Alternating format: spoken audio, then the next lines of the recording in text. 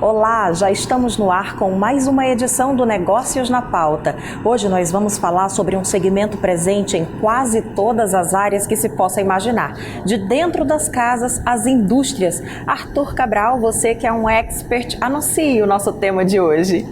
Dalva, você falou certo. Ele está em quase todos os setores da economia. E a exploração desse produto afeta a vida de todos nós. Hoje nós vamos falar sobre o gás. Em 2020, você que é dono de casa sabe, o preço do gás de cozinha, o GLP, subiu mais de 8%, o dobro da inflação anual. Você sentiu isso, né, Dalva? Você sentiu, Arthur. Na verdade, todo mundo continua sentindo, porque os reajustes também têm ocorrido em 2021. E isso não acontece só com o chamado gás de cozinha, não. O gás natural, que é um pouco diferente do GLP, utilizado em indústrias, veículos e, dependendo da localidade, também no comércio e em residências, por exemplo, teve recentemente um reajuste anunciado pela Petrobras de 39%. Mas o que explica esse cenário, Arthur? Olha, Dalva, não tem havido boas notícias para o consumidor, mas a nova lei do gás, recentemente sancionada pelo governo federal, promete revolucionar o setor e reduzir os preços, já que o GLP, o gás butano e o gás natural têm usos equivalentes. Sim, muito bem lembrado. Arthur, essa chamada nova lei do gás, aprovada em abril, depois de circular pelo Congresso por quase 2 anos, tende a quebrar monopólios e a abrir o mercado doméstico a investidores e ao comércio exterior, por exemplo, gerando competição interna e reduzindo preços. A última mudança anunciada pela Petrobras foi de desatrelar o preço do gás interno ao do barril de petróleo tipo Brent e indexá-lo ao índice Henry Hub norte-americano, o que traz mais realismo aos preços internos no mercado internacional. Pois é, Dalva. Nos últimos anos, essa indexação ao petróleo Brent fez os preços internos se elevarem pela desvalorização da nossa moeda frente ao dólar e, como consequência, os preços de derivados de petróleo dispararam no Brasil. Neste atual governo, o diesel subiu 22,6%, a gasolina 43,5% e o gás GLP 57,7%. Já são alguns dos impactos previstos diante da discussão sobre o gás no Brasil. Mas além dessa nova lei, há outras mudanças que deverão ocorrer nos próximos anos em função do programa REACT do governo federal e de um emergente mercado de GNL, o gás natural liquefeito. Acompanhe. Na cozinha, para o preparo da comida, na casa toda, para o aquecimento da água, nos veículos, nas indústrias, na geração de energia. Em quase tudo, ele está presente. O gás é um combustível fóssil.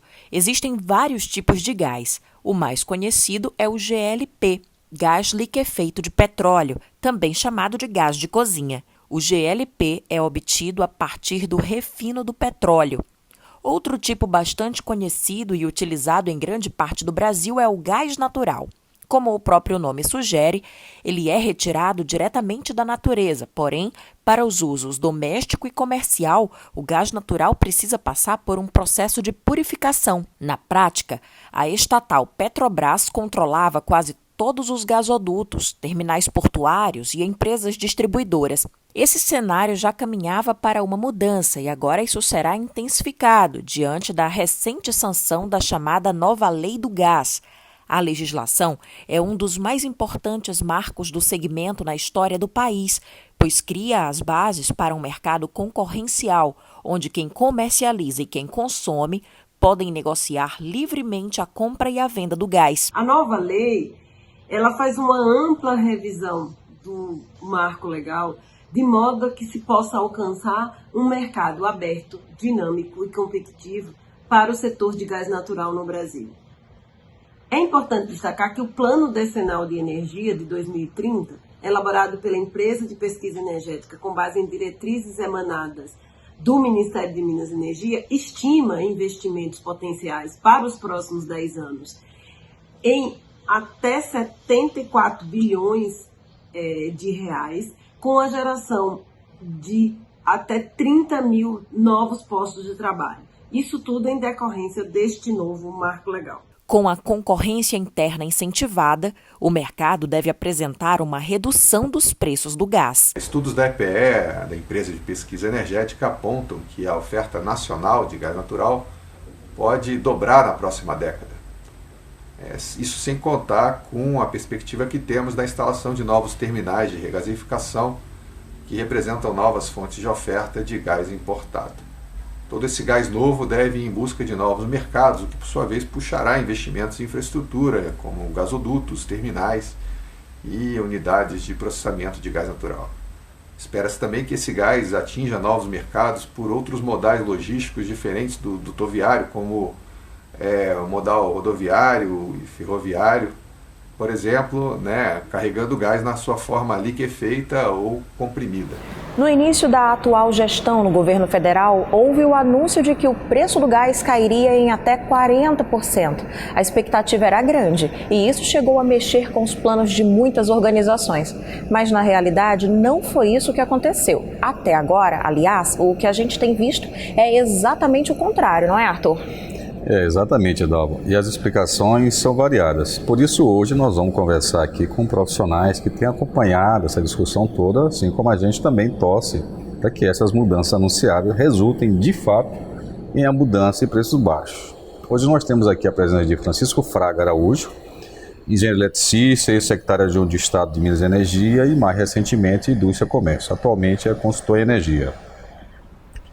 E também aqui o professor Allan Kardec, PhD em Engenharia da Computação, ex-diretor da Agência Nacional do Petróleo.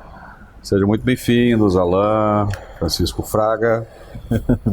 Bom, Arthur, então eu já vou começar o papo aqui com os nossos convidados fazendo uma pergunta que é um questionamento muito presente nos lares, muitos maranhenses, gente que vive aqui já se fez essa pergunta. Por que, afinal de contas, aqui no estado, a gente não tem, professor Fraga, professor Allan, a gente não tem gás nos postos, por exemplo, de combustível para utilizar no veículo, não tem gás encanado para chegar aos condomínios, às residências? Por que esse cenário?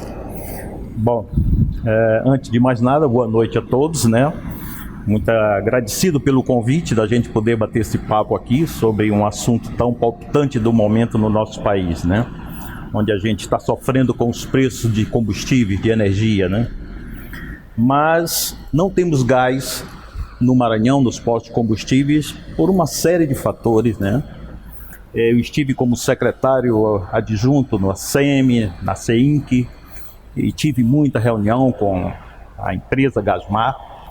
E naquela época a gente fazia exatamente estudos, prospecção, exatamente junto ao empresariado, junto ao governo, para trazer o gás, Era um esforço muito grande. Mas o que acontece? Nós não temos empresas que extraem gás para esse tipo de negócio. O negócio da Eneva é produzir energia de gás. O plano de negócio da Eneva é este. Não é produzir gás para outros usos, a não ser uso de geração de energia. O consumo geral. A outra dificuldade é o investimento muito elevado no gasoduto. Só esclarecendo aqui para quem está nos ouvindo, que a Eneva é a empresa que hoje já explora, faz a exploração de poços de gás no sul do Maranhão, Exato. Agora, o plano de negócio da Eneva é produzir gás para gerar energia, não é para fornecer para outros usos, Então, teria que mudar o plano de negócio. Para a gente ter isso aí realmente, teríamos que ter uma parceria muito grande, público-privada, para realmente estabelecermos um plano de negócio de geração, de produção e exploração de gás para outros usos, que são exatamente o gás de cozinha, o veicular, ou então trazermos novas empresas, novos players, para esse campo do Parnaíba, para que realmente faça essa produção. O que está se tentando hoje, Espero que o governo consiga. Mas nós tivemos recentemente, agora em abril, a aprovação de uma nova lei do gás, chamada Nova Lei do Gás, já foi sancionada pelo presidente da República, que está gerando uma expectativa no mercado de que haja mudanças e que esse gás natural que o Brasil teoricamente tem bastante disponível, chega em locais que até hoje não chegam, como no Maranhão, no Piauí, no Pará, em estado do Centro-Oeste de maneira geral. Qual a expectativa sua de mudança dessa lei, professor Allan? Primeiramente, boa noite. Obrigado pelo convite. Na verdade, eu tenho um protesto a fazer do início, porque devia estar invertido né? Um dos maiores especialistas de gás está aqui na minha frente me entrevistando. Eu falei no Eu início acho do uma programa que é um condescendência grande muito expert. importante isso, eu estar aqui dessa forma, responder. Mas nós temos uma realidade internacional, que é isso que eu gostaria de falar, de sobre a oferta de energia líquida, que é petróleo, e de gás. O preço está muito baixo, principalmente do gás. Ele caiu muito internacionalmente. E a pergunta que você fez, Dalva, é muito pertinente, é por que a gente não, ao menos, importa. Essa nova lei do gás, ela dá flexibilidade para que os negócios aconteçam. A gente pensa aqui no Maranhão muito em termos da produção local, que é muito pequena, internacionalmente falando. Nós temos um porto gigantesco, é um dos maiores do Brasil, e provavelmente é o maior porto que vai internacionalmente revolucionar essa área do Brasil, essa área internacional. Então eu acredito que é por aí que vai entrar, e entra a lei do gás. A lei do gás, ela revoluciona no sentido de que ela deixa o mercado mais livre, ela deixa menos monopólio, né? Porque um dos problemas dos negócios são os monopólios, de ter um dono, aquele que é hegemônico, que toma conta do negócio. Então, a lei do gás, ela dá flexibilidade para que o Maranhão, pelo menos, há uma expectativa nossa, acredito que o próprio Arthur também tem essa expectativa, de que a gente finalmente tenha gás natural, que é diferente do gás butano, esse gás... O gás de cozinha O gás de cozinha é feito a partir do petróleo. Esse GNL que a gente está falando, não, ele é extraído mesmo do solo, do mar, que seja. Então ele tem um tratamento diferente. Ou seja, no fundo o gás de cozinha ele é indexado ao petróleo, no Brasil. E o GNL supostamente não. Então a nossa expectativa é que isso dê flexibilidade, que finalmente chegue aqui o gás que devia já estar chegando, porque o Brasil inteiro é ligado com gasodutos, vai até o Ceará. Agora, uma questão interessante, pegando esse fato como gancho, é que já houve uma discussão que causou ou procurou causar alguma mudança no cenário nacional lá em 2009, e agora, 2 anos depois, isso parece ter acontecido às pressas. Houve uma urgência para que essa lei agora, em abril, já fosse aprovada. Então, a avaliação de vocês, diante de tudo que aconteceu, é de que essa lei de fato é boa, é tímida, ela deixou a desejar em algum ponto? A minha visão é que essa lei, nova lei de gás, ela vem a facilitar, né, mais investimentos, exatamente pela diversificação de empresas que vamos trazer para essa exploração. E não, como falou aqui o Alan, que era um monopólio, então vamos quebrar esse monopólio e oferecer essa oportunidade de explorar a outras empresas em melhores condições de comercialização, como nós temos aí. O governo está ativando, além da nova lei do gás, ativou agora o REAT 2020. É a segunda fase do REAT. A gente vai falar disso mais à frente. Então, os dois tem grandes possibilidades de nos dar um novo cenário na exploração e produção de gás. Teve um desdobramento, os desdobramentos vão acontecendo, né? Porque a lei ela vai precisar de algumas regulamentações, mudança de resoluções. E aí perguntei até para o Alan, que já foi diretor da ANP, ontem, através de uma medida interna, a ANP retomou as autorizações das importações de GNL, que tinham sido deslocadas para o Ministério das Minas e Energia, né? Na prática, o que isso significa lá? Isso significa que você retira um pouco o monopólio que existia anteriormente, nominando, né, o monopólio da Petrobras. E aí os senhores vão me permitir um pouco de crítica ao modelo brasileiro. O modelo brasileiro tem uma empresa monopolista que ela toma conta do poço ao posto, ela toma conta de tudo. Então ela controla, indexa, e eu não tenho problema em falar isso, indexa o preço do gás, que está barato internacionalmente, ao preço do diesel, que é ridículo, porque nós produzimos.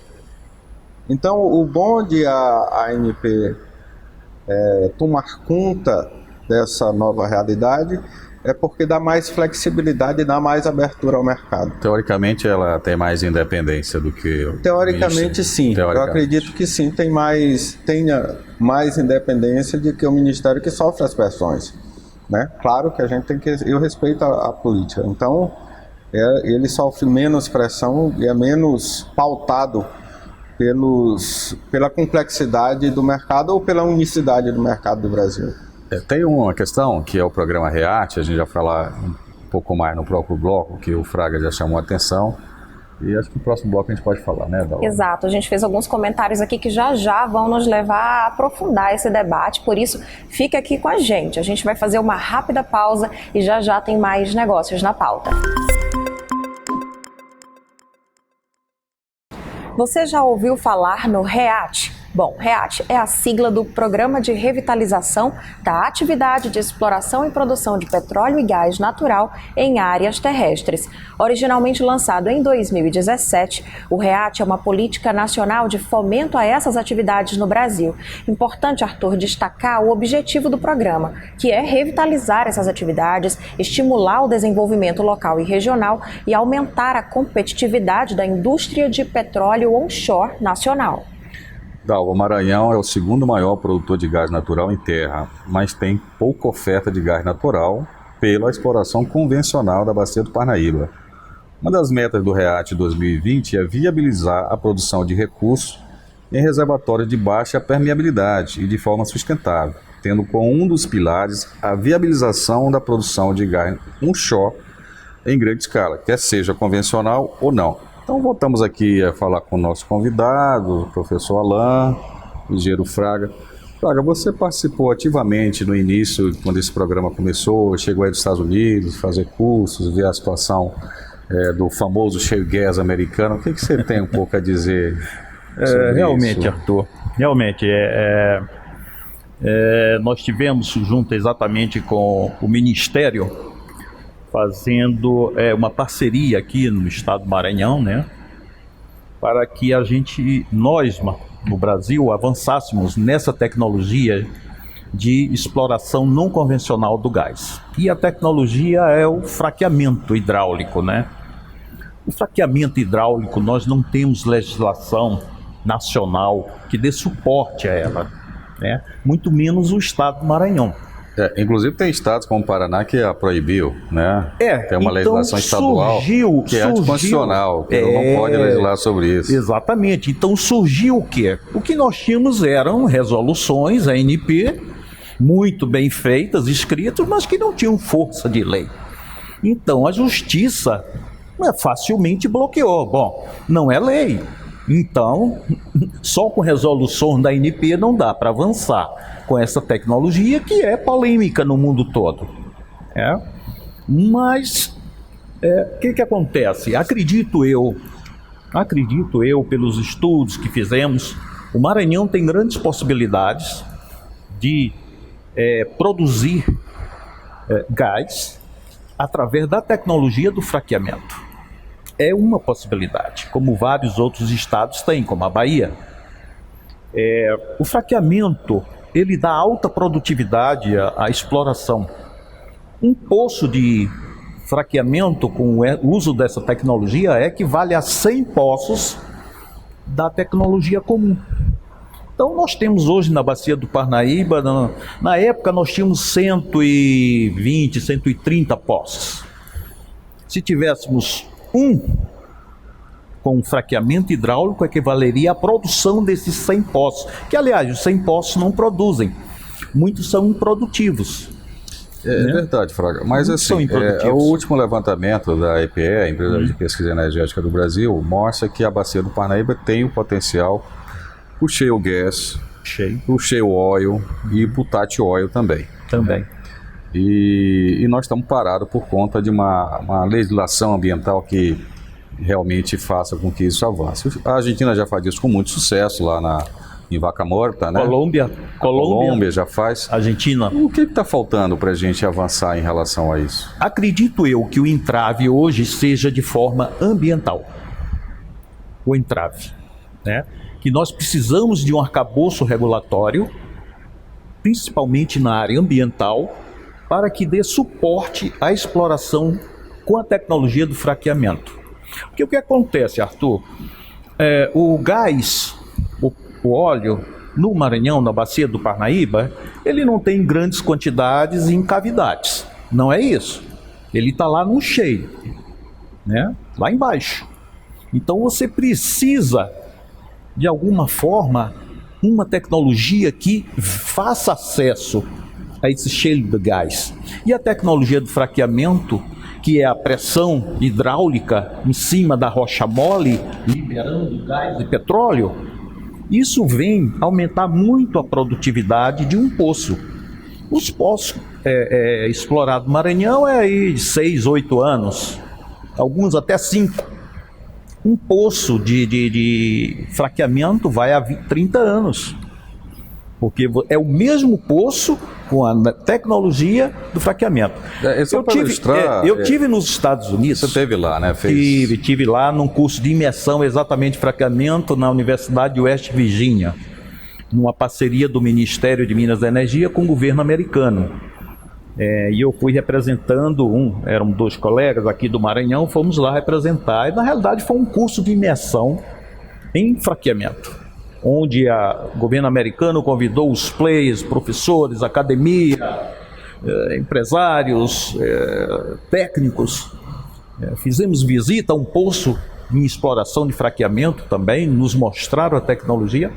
Então, acredito que essa tecnologia vem nos dar exatamente aquilo que estamos esperando, que é uma exploração com alta produtividade do gás e óleo no cheio que existe na bacia do Parnaíba. Agora eu vou pedir só uma licencinha para a gente explicar para quem está acompanhando e não entendeu muito bem o que quer dizer essa tecnologia, para a gente explicar, gente, assim, ser um pouquinho didático nessa explicação que é o fraqueamento e por que ele causa essa polêmica ambiental, por que ele pode ser um agressor do ambiente. Perfeito. Vamos lá. É uma tecnologia nova, tem o que hoje? Deve ter 15 anos de exploração no mundo. Estados Unidos e West Virginia é muito utilizado. E West Virginia, Pensilvânia, em 1700 já produzia petróleo e gás. Agora que eu digo recentemente, nos últimos 10 anos, West Virginia tornou-se uma nova fronteira de exploração de gás. Exatamente por causa dessa tecnologia. O que é esta tecnologia? Perfeito. Vamos lá. Atualmente, a tecnologia convencional, você faz a sísmica de detecção onde está o poço. Nossa bacia não existe grandes cavidades com petróleo bruto. Existem pequenos poços, né? E a tecnologia atual é como se eu introduzisse uma sonda e fosse lá atrás daquele pocinho com gás e petróleo. Fuçando, literalmente, o solo. Verticalmente, chega até lá. 2.500 metros, 3.000 metros... Está lá, encontra. Em 5 anos acaba. 5, 6, 8 anos acaba. A tecnologia do fraqueamento é diferente. O que acontece? Você perfura, quando chegar exatamente por prospecção geológica, você sabe exatamente a que profundidade está a rocha com gás, que é uma rocha que tem lá embaixo, que ela é uma rocha frágil, porosa, né? Com pressão, ela se quebra. Sim. E essa pressão é hidráulica. Então o que se faz? Injeta-se a sonda, injeta-se pressão hidráulica, essa pressão hidráulica quebra a rocha e expulsa o que está na rocha. O que está na rocha? Gás e petróleo. Quando eu estive nos Estados Unidos, a tecnologia atual deles, na época, a sonda ela entra na vertical e depois ela inclina para a horizontal. Lá na época eles estavam a 8 quilômetros na horizontal. 8 quilômetros. E o projeto era para ir a 12. É uma tecnologia bem avançada, mas bem desenvolvida, né? Acho que as questões ambientais até nos Estados Unidos já estão bem resolvidas. Tem. Eu creio que o único estado hoje dos Estados Unidos que proíbe hoje é o estado de Nova York. Mas uma questão que fica é que o REAT, quando começou, era exatamente para dar subsídios para que a gente avançasse com a legislação ambiental E o Maranhão foi convidado, junto com a Bahia, que é os dois estados que têm um potencial de fazer essa tecnologia. E por que não avançou, Fraga? Arthur, eu te digo, é preciso sinergia. Eu não vi muita sinergia dentro do próprio governo federal. Era só o Ministério. Atualmente nós temos uma sinergia maior. Nós temos Ministério de Minas e Energia, Ministério da Economia, Presidência da República. Você fala na época não tinha entre os Ministério do Meio Ambiente. Então está uma sinergia federal muito grande. Contanto que o REAT 2020 tem feito reuniões, tem andado no ano de 2020, modernizaram, inclusive saíram da sua caixinha, como essa semana mesmo, fizeram um convite a vários alunos da área de petróleo para pensar diferente, um modelo de negócio diferente para a exploração do gás e petróleo onshore. Então, tivemos uma aluna lá do Espírito Santo, tirou em primeiro lugar na tese, né, do trabalho dela. Foram 3 trabalhos coroados, eu assisti isso a semana passada. Então, o que eu acho que está faltando realmente é uma sinergia para que essa tecnologia avance e realmente a gente domine. Mas uma pergunta que eu faço aqui para o Alan, né, que dirige um trabalho brilhante sobre petróleo e biocombustível na universidade. Na Bahia há um comprometimento, uma participação bastante forte da academia junto ao REAT lá. Será que se a gente conseguisse aqui uma sinergia, essa sinergia que o Fraga fala, da universidade com o governo, a gente poderia avançar nisso? Já que potencialmente é o Estado que seria talvez o maior beneficiário por essa tecnologia? Tem 2 coisas que eu queria falar, mesmo porque, respondendo e complementando o que o Fraga falou muito bem, o que é a tecnologia de fracking, né, que chama? Isso que é não convencional. O Brasil só é permitido você explorar verticalmente, você só explora assim. É proibido você fazer qualquer furo horizontal. E a melhor metáfora que existe é de uma esponja. Você fura uma esponja assim, você fura uma esponja assim. Na hora que você fura a esponja, vai quebrando tudo, a água é mais pesada e sai. Quanto ao REAT, né, e o Arthur, como sempre, fez a pergunta brilhante, né? É porque eu mesmo talvez deva, eu estava hoje numa reunião com a MME, mas por outra razão, sobre aqui a bacia Pará-Maranhão.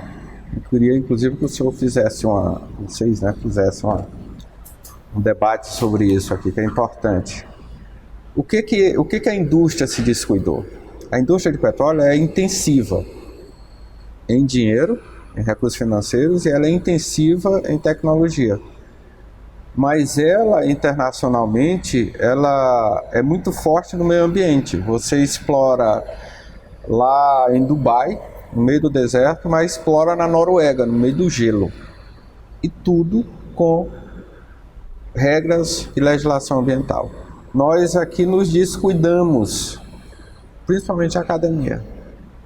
A academia, ela tem um lado crítico, mas não tem o lado da construção da solução. A prática. Então, a construção da solução, porque seja lá o que for, Dalva, você precisa de energia. Então, não tem como você renunciar à energia. Você diz, eu não quero gás, eu não quero óleo. Então, o que eu acho de fato, Arthur, é corroborar, na verdade, o sentido da tua pergunta. Nós precisamos da academia no debate. E colocar a academia no debate da exploração. Não é só uma crítica à exploração per si, por conta do fracking, que fala, o fracking não pode. Por que não pode mesmo? Vamos estudar. Por que mesmo que não pode? Porque nos Estados Unidos foi proibido. Sim, mas nós estamos no Brasil, e aí? Né? Então essa é a pergunta que tem que ser feita para os brasileiros se decidirem o que eles querem. Eu creio que até quando iniciou esse processo nos Estados Unidos, houve bastante críticas ambientais, e às vezes até infundadas, com relação à contaminação de lençóis freáticos, quando na verdade o fraturamento ocorre em profundidades muito abaixo do lençol freático. Eu acho que esse debate ele é importante, eu acho que a academia ela deve puxar um pouco isso e na verdade o que me causa um pouco de desconforto já há algum tempo que a gente participa dessa cadeia e na universidade se faz um trabalho muito bom lá com você, é que o debate sumiu, não há debate, é simplesmente uma proibição, né? Então, quem sabe a gente vai avançar em algumas coisas e aí no próximo bloco a gente vai falar de outra coisa que ainda é incipiente, talvez um pouco polêmica, que é a importação através do GNL, né? É verdade. O que eu acho interessante, importante, como falou aqui o professor, é que se avalie as condições que nós temos. Não é igual a da Colômbia, não é igual a da Argentina. O risco do fraqueamento são exatamente fendas geológicas. É um risco. Nós temos fendas geológicas na bacia do Maranhão? Não sei. A geologia vai nos dizer isso. Então, esse é que é o risco. Nós temos que mapear tudo isso. É verdade. Eu diria que isso aí daria só um programa a falar sobre isso, trazer, quem sabe, especialistas aqui da área ambiental, né, Dalva? Mas certamente. Vamos partir para a próxima. A gente vai poder aprofundar isso futuramente. Agora você continua com a gente para mais um rápido intervalo. Na volta, nós vamos conhecer melhor as possibilidades de investimento do novo mercado de gás natural. Negócios na pauta de volta, falando hoje sobre o mercado do gás, onde não faltam tecnologia e inovação. Uma dessas tecnologias é a do resfriamento do gás natural, com o objetivo de deixá-lo liquefeito e assim transportá-lo em navios, caminhões, trens. Engraçado, Arthur, é que essa iniciativa nem é uma novidade, não. Surgiu no início do século XX, na Segunda Guerra Mundial, mas não houve prosseguimento nessa prática. Nos últimos anos, eis que ela ressurge e vem sendo utilizada intensamente por países exportadores como Austrália, Catar e os Estados Unidos. Dalva, no Brasil, o uso dessa tecnologia ainda é incipiente, mas há sinais de que grandes projetos de GNL, o gás natural liquefeito, serão implantados na costa brasileira, inclusive aqui no Maranhão. Então vamos voltar a falar aqui do nosso convidado, o professor Alain, Rogério Fraga. O que vocês acham aí? Nós vamos realmente acabar virando importadores de gás natural pelos terminais de GNL? Eu acredito que sim. É o natural. É a força do Maranhão. Ele passa por uma estrutura de ser um centro de distribuição, chama em inglês de hub, né? HUB, hub, que é o quê? Ele ser um hub logístico, de ser um porto. O nosso porto tem uma profundidade razoável, né? E nós temos agora a Ferrovia Norte-Sul, que acabou de ligar São Paulo ao Maranhão. É a primeira vez em 500 anos do Brasil que se junta, que se passa por dentro do Brasil. Então é natural que o gás que está sendo vendido lá fora, que está sendo produzido em Angola, que é próprio dos Estados Unidos, a gente acabou de falar disso, está com uma sobre-oferta de gás, que ele venha. Ele vai vir. E é natural também que a gente espere aí que pelo menos nas próximas 2 décadas, essa oferta chegue aqui. A não ser que haja um movimento contrário muito grande, que eu suspeito que não vai ter, político, para inverter essa pauta. Então o gás, né, como a gente sempre defende, o gás é o meio do caminho para aquilo que vai acontecer no futuro, que é o que já está acontecendo em muitos lugares, que é o debate que está acontecendo na Alemanha, na Noruega, na Suécia, que é as energias ditas renováveis, né? Esse novo mercado de energia.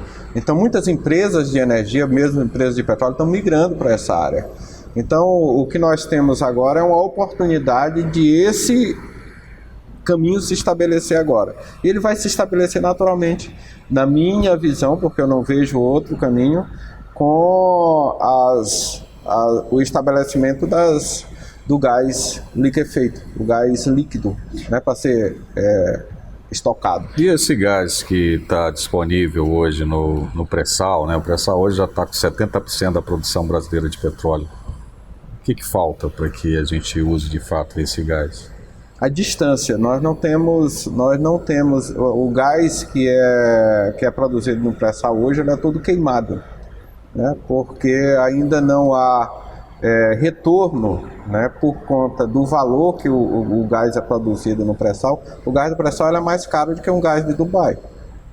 Então, ao que me consta, a não ser que haja uma outra informação contrária a isso aí, não há um retorno ainda, porque você teria que levar o gás até a costa, e eles não conseguem ainda liquefazê-los em alto mar, porque no fundo ele é muito afastado, né, do mar. Você está falando de 300, 250 quilômetros da costa. E essas importações, sem querer interromper, Arthur, mas para o entendimento aqui da pessoa leiga, essas importações chegando ao Maranhão, chegando ao Brasil, mas a gente está falando especialmente da nossa região, isso é necessariamente bom? Há riscos? Eu vou deixar o Fraga para eu não monopolizar a conversa, já que senão o professor toma conta de tudo. Eu diria o seguinte, nós estamos numa transição energética, né? E essa transição energética, exatamente para as energias renováveis, requer que nós utilizemos o pouco, vamos dizer assim, de tempo que ainda resta para energias fósseis, né? E a energia de transição é o gás natural. Alguns países aí no exterior já tem data marcada para não produzir mais motores a combustão. No Brasil isso vai demorar um pouco, possivelmente lá para 2030, vem essa, né? Não sei, mas vamos ver como é que fica essa transição, quanto tempo de transição nós vamos passar. Agora, o gás tem que, vamos dizer assim, ele viria a baixar o custo que nós temos hoje no Brasil. Seria muito benéfico para a produção de uma Alumar, de pellets da Vale do Rio Doce, onde a produção dessas indústrias baixaria em torno de 30%. Então, inclusive até a questão ambiental, né, Fraga? Nós temos, por exemplo, aqui as nossas gozeiras queimando lenha, quando poderia ser gás natural. Também. Sem falar o seguinte, o gás, apesar de ser fóssil, é uma energia mais limpa do que queimar diesel. É bem mais limpa o gás. Ele já é encontrado praticamente pronto na natureza, passando por um processo muito menos complicado. Exatamente, né? É uma energia quase limpa. Mas tem uma discussão, Fraga, que eu vou chamar algo que não estava previsto na nossa discussão, Dalva, porque ontem há uma nova tentativa no projeto que está em trâmite na Câmara Federal, de privatização da Eletrobras, de incluir novamente recursos federais para a construção de gasodutos, né? Isso já houve essa tentativa na aprovação do projeto de lei, da lei do gás, essa emenda foi rejeitada, há uma nova tentativa. E o que vocês acham? A gente vai realmente continuar investindo em gasodutos aqui no Brasil, tendo uma tecnologia de distribuição em GNL muito mais barata a nível de investimento? Olha, na minha visão, o investimento em gasoduto vai depender exatamente dos planos de aproveitar esta, vamos dizer assim, essa fase de transição, que nós temos aí 15, 20 anos para isso. Então, aqui no Maranhão, por exemplo, nós temos, se aplicarmos a tecnologia do fraqueamento, players produzindo gás, necessidade de uma demanda aqui na capital, onde nós temos dois potenciais indústrias, que é a Alumar e Vale, além vamos dizer assim, da disponibilização desse gás para veículos, né? Ou mesmo cozinha. Então, pode ser que isso venha em algum tempo aí. Vai depender exatamente, na minha visão, de uma sinergia, de um arranjo, dos planejamentos integradores. Isso sem falar realmente que o gás no exterior está barato e que é fácil trazer um navio que faça ir do porto. Professor, eu posso responder a pergunta, professor? Pode complementar. Pode complementar. Eu tenho a seguinte visão, Arthur. Eu acho que não tem sentido o gasoduto. Talvez eu esteja falando algo muito forte, porque você vai pagar um preço de pelo menos $1 milhão por quilômetro. Muita gente fica cobrando, por exemplo, porque não traz Santo Antônio dos Lopes? Não, porque vai acabar lá. Porque eu vou fazer um gasoduto de 200 quilômetros, $1 milhão, vou gastar $200 milhões do Estado para fazer isso aí, se eu posso fazer o transporte todo por caminhão. caminhão vai e volta, acabou. Então a mesma lógica se aplica para toda forma de gás. Você traz o gás e você distribui. Por quê? O que existe hoje, infelizmente, eu queria reiterar isso aí, é uma vinculação no Brasil do preço do diesel, do preço do gás ao preço do diesel. Então você paga por gás o preço do diesel. Por quê? Porque há um monopólio da venda desse produto. Isso vai cair. Isso é insustentável. Porque essa energia, né? O gás é uma concorrência quase desleal. É desleal porque você compra gás a $1 hoje no mercado, né? E o diesel vai lá nos preços estratosféricos. Você compra barril de petróleo a $70, se eu não me engano, hoje. Então é completamente desleal.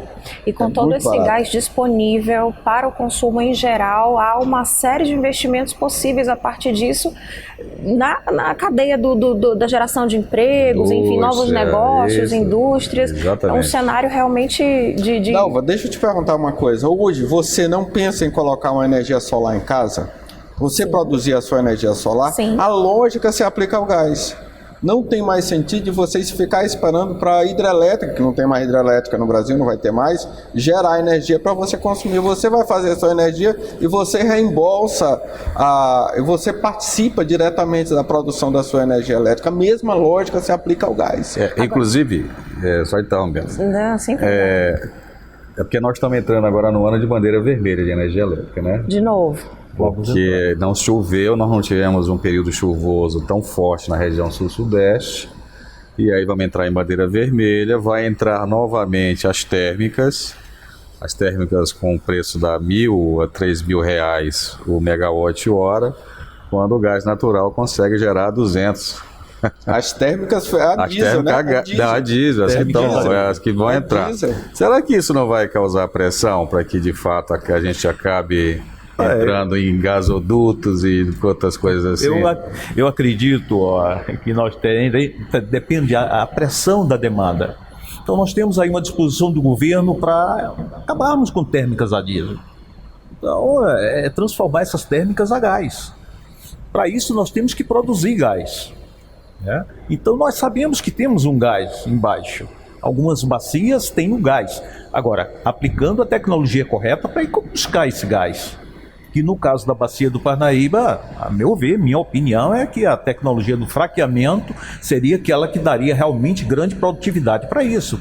Pegar uma Geramar da vida que produz aí a energia com gás, com diesel, com gás. Aquela outra do Itaqui, que é a carvão, transformar em uma geradora a gás. A gente já está se aproximando aqui do fim do programa, mas eu ia fazer uma pergunta, já que a gente tocou aqui no assunto energia, para que as pessoas que nos acompanham compreendam como é importante a gente ter, por exemplo, com a energia elétrica, o governo federal regula tudo, do início ao fim. Já com a produção de gás não é bem assim. Existem as empresas que, por exemplo, fazem uso desse gás nos estados onde isso é diferente daqui do Maranhão. Eu queria a avaliação de vocês sobre esse cenário, essa regulação do governo federal de toda a cadeia, enfim, os ganhos, as vantagens ou desvantagens disso para o gás. Professora, pode responder livremente?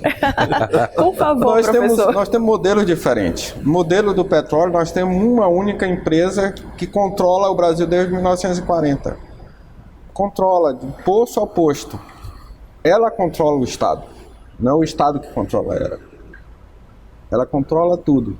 Então é completamente desleal falar de energia elétrica quando tem um mercado que todo mundo concorre com um mercado que tem uma única controladora. É uma estatal? Uma estatal que é privada, né? Que ela é 62%, quem controla tudo é no capital na Bolsa de Nova York. Bom, essa é a minha opinião, professora, desculpa. Imagina. Bem, a gente ficou muito impressionado com a forma como esse bate-papo acabou transcorrendo, porque, em tese, é um assunto extremamente técnico, que as pessoas que não vivem isso no dia a dia talvez não se sintam atraídas para ouvir, mas a gente acabou dialogando de um modo bastante envolvente, então agradeço a vocês dois, professor Alain e engenheiro Francisco Fraga, por esse papo, não foi, Arthur? Muito bom. Nós agradecemos aqui a presença de nossos convidados, professor Alain e o engenheiro Fraga. Muito obrigado por terem vindo aqui, terem dado um pouco aí do conhecimento de vocês. Obrigado, Arthur. Obrigado, Dalva. Uma alegria estar aqui com o Fraga, conversar sobre esse tema estimulante que dá muito gás para a gente.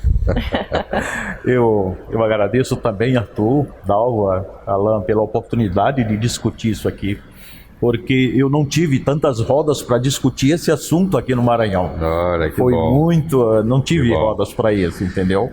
Então acho que a gente tem que avançar mais, discutir mais, envolver mais pessoas nessa discussão para a gente formar a nossa visão dessa tecnologia, dessa energia. Bacana.